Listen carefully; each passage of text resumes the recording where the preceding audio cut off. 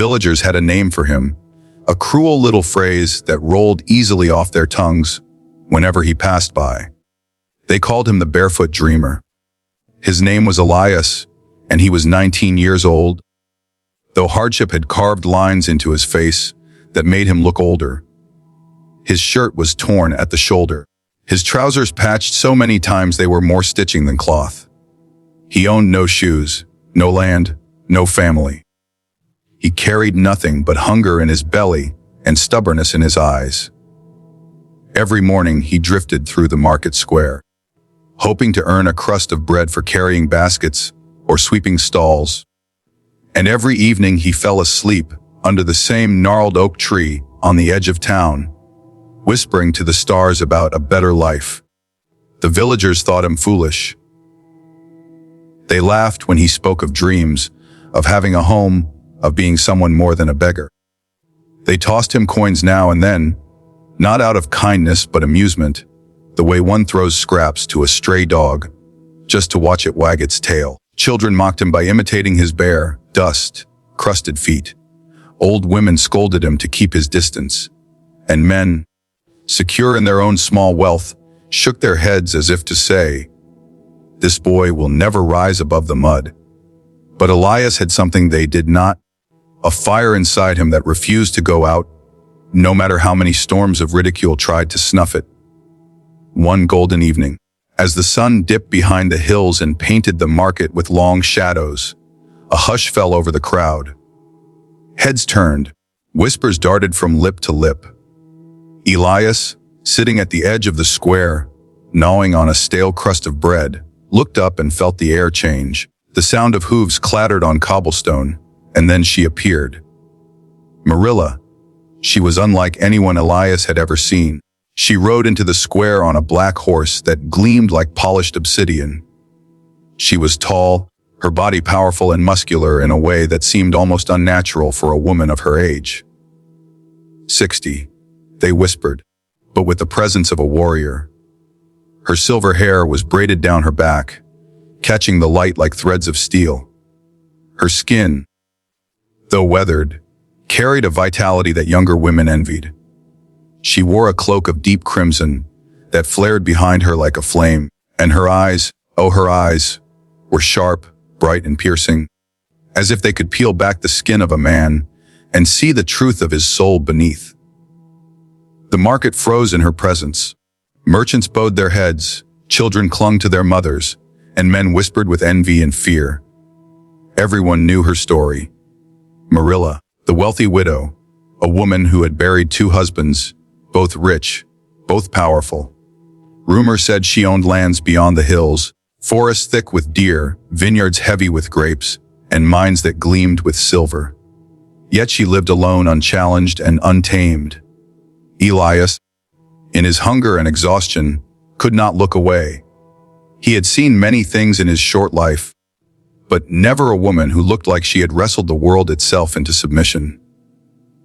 He expected her to ignore him, just as everyone did. But fate, strange and mischievous, chose that moment to twist his life. As Marilla dismounted her horse, her eyes swept across the market. They landed on Elias, sitting barefoot in the dust, clutching his pitiful piece of bread. And then, she smiled. Not mockingly, not cruelly, but with something he could not name. She strode toward him with a confidence that parted the crowd like water. People gasped. Why would the great widow, the woman with coffers of gold, walk toward the barefoot beggar? When she stopped before him, Elias scrambled to his feet, bowing awkwardly. His voice caught in his throat. My lady." Marilla tilted her head, studying him as though he were a rare jewel hidden in the dirt. "What is your name, boy?" "Elias," he whispered, ashamed. Her lips curved. "Elias, a name of strength." She let the words hang in the air, and then she said something that sent shock through the market like a bolt of lightning. "You have courage in your eyes. Desperation, too, but desperation can be turned into power. Marry me, Elias. Be my husband, and I will give you not only wealth, but a life you've never dared to imagine." The world went silent. For a heartbeat, Elias thought he must have misheard. Around him, villagers erupted in laughter, disbelief, and outrage. Women scoffed, men shouted insults. A poor boy marrying Marilla? Impossible? Someone cried. She has lost her mind. Another jeered. Some laughed until tears ran down their faces. A few spat in Elias's direction, certain he had tricked her somehow. Elias himself stood stunned, the words rattling in his skull like stones in a jar. Marry her. This woman of 60 years, whose presence alone silenced the square. Him, a boy with nothing but empty hands. Marilla reached into her cloak and drew out a ring of heavy gold, set with a stone that caught the dying light of the sun. She took Elias's hand, and though he trembled, she slid the ring onto his finger. The metal was cold and heavy, like chains at first, but then it warmed against his skin as though it belonged there. Stand tall, Elias, she commanded. Her voice was neither cruel nor soft. It was simply undeniable, the way thunder cannot be ignored. Stand tall, for your story begins now. The crowd howled with laughter, but Elias, his chest pounding, lifted his head. He saw the faces of the villagers who had mocked him his whole life, and something inside him hardened. For once, someone had not looked at him as a beggar, but as something worth choosing. For once, he was not invisible.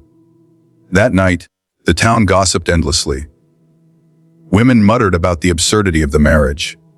Men scoffed, saying Elias had sold his youth for gold. Old wives whispered about curses, about what kind of woman would seek a boy as her husband. And Elias, lying awake in a bed softer than clouds for the first time in his life, stared at the ceiling with wide eyes. He could still feel the weight of Marilla's ring on his finger. He could still hear her words echoing in his mind. Stand tall, Elias. Your story begins now. But deep in the shadows of her chamber, Marilla's silver eyes glowed in the candlelight, and her lips curved into a secret smile. Elias woke with the weight of silk on his shoulders, the smell of roasted meat, drifting through the wide halls of Marilla's estate. He had never lived in a place like this. Pillars carved from marble, windows draped in velvet, the floor so polished it reflected his face when he glanced down. He ran his hands over the sheets, soft as clouds, and for the first time in his 19 years, he wondered if the barefoot dreamer had finally stepped into a dream too large to be real. At first, it was dazzling. Servants bowed to him, though their eyes held suspicion. Trays of food appeared before him, golden goblets brimming with spiced wine. He had been accustomed to gnawing stale crusts behind the market stalls, but now whole roasted pheasants, steaming breads, and platters of fruits so ripe they dripped with sweetness were laid out for him. He ate until he could eat no more, and still more was offered. Cloves were brought to him, silks and linens, cut to fit his frame, boots of leather so fine he felt guilty setting foot on the stone paths outside. Marilla, meanwhile, moved through the estate like a queen. Wherever she walked, people lowered their heads. When she spoke, her voice commanded without need for force. She treated Elias with a strange mixture of pride and possession, as though she had plucked him from obscurity and now claimed him as both treasure and trophy. At times she spoke to him kindly, with warmth in her voice. At others, her words carried an edge that reminded him she was not a woman to be crossed. Yet, for all her age, she carried herself with a vigor that unsettled Elias. One afternoon, he wandered into the courtyard to find her holding the estate's massive stone millstone. She had lifted it off the ground with one hand, her muscles flexing beneath her cloak, and when she saw his astonishment, she only smiled and set it down with a thud that echoed across the courtyard. Strength is a gift few cherish, she said, brushing dust from her palms. Elias could only stare, his stomach tightening with unease. The nights were stranger still. After their wedding feast, Marilla insisted that Elias sleep in the chamber beside hers. The walls between their rooms were thick, But sometimes, in the depth of midnight, Elias would hear sounds he could not explain. At first he thought it was prayer. Low, rhythmic chants rising and falling, words in no tongue he recognized. Then he realized they were too steady, too calculated, like incantations rather than prayers. Sometimes he heard a second voice answering hers, though no one else was in the house. Other times, the air itself seemed to hum, as though the stones of the estate vibrated with her words. Curiosity gnawed at him like a rat in the walls. On the sixth night, unable to sleep, Elias rose from his bed. He wrapped himself in a cloak and crept barefoot across the cold marble. The moonlight streamed through the tall windows, throwing silver patterns on the floor. He followed the sound, the faint hum of chanting, down the hall until he came to a door hidden behind a tapestry. It was small, almost forgotten, as though meant never to be noticed. But the sound was stronger here. With trembling fingers, Elias pushed the tapestry aside and pressed his ear against the wood. His heart thudded. He could hear Marilla's voice clearly now, deep and commanding. He risked a glance through a narrow crack where the door had warped with age. What he saw froze the breath in his chest. Marilla stood before a tall, gilded mirror. Candles burned on either side, their flames steady despite the draft that should have swayed them. Her cloak lay discarded at her feet, and she stood with arms outstretched, her silver hair gleaming in the light. But the reflection staring back at her was not the same. In the mirror, she was young, no more than 20, her face smooth, her body supple and radiant. The reflection smiled, though Marilla's lips did not move. It lifted its hand as she did, but when it spoke, Elias knew the voice belonged not to his wife, but to something else. 6 days left, the reflection whispered, its tone both mocking and eager. 6 days until the cycle is complete. Then youth will be mine forever. Marilla nodded solemnly, her real body trembling slightly as though containing a great force. Yes, the boy is pure. His spirit will bind the years to me. None will take what I have claimed. Elias clapped his hand over his mouth to stifle a gasp. He stumbled back, his heart hammering against his ribs. The boy is pure. She had meant him. He fled down the corridor as quietly as he could, though every step echoed in his skull like thunder. Back in his chamber, he collapsed onto his bed, his whole body shaking. He stared at the ceiling, the shadows dancing across it, and the truth settled over him like a shroud. His wife was not merely a wealthy widow. She was something older, darker, bound to powers he could not comprehend. He tried to calm himself with reason. Perhaps he had misunderstood. Perhaps exhaustion and fear had twisted what he saw. Yet when he looked at the ring on his finger, the heavy gold Marilla had slid onto his hand, he felt it pulse faintly, almost as if it had a heartbeat of its own. He tore at it, desperate to remove it, but it clung tightly, as though fused to his flesh. The harder he pulled, the more it burned, until he bit his lip to keep from crying out. Finally, he gave up, slumping back against the pillows, his finger throbbing with pain. The next morning, Marilla entered his chamber with a smile. Her hair was neatly braided, her cloak clasped at the throat with a silver pin. To any outsider, she looked like a woman of wealth greeting her husband. But Elias, with the memory of the mirror etched into his mind, could hardly meet her eyes. He forced himself to rise, to bow slightly, though his hands trembled. "Did you sleep well, my husband?" she asked, her tone gentle, though her eyes seemed to probe too deeply. "Yes," Elias lied, his voice hoarse. She reached out, brushing his cheek with a hand that felt both warm and strangely heavy. "Good. You will need your strength. Tonight, we ride to the hills. There is something I wish to show you." Elias nodded, but his stomach turned to ice.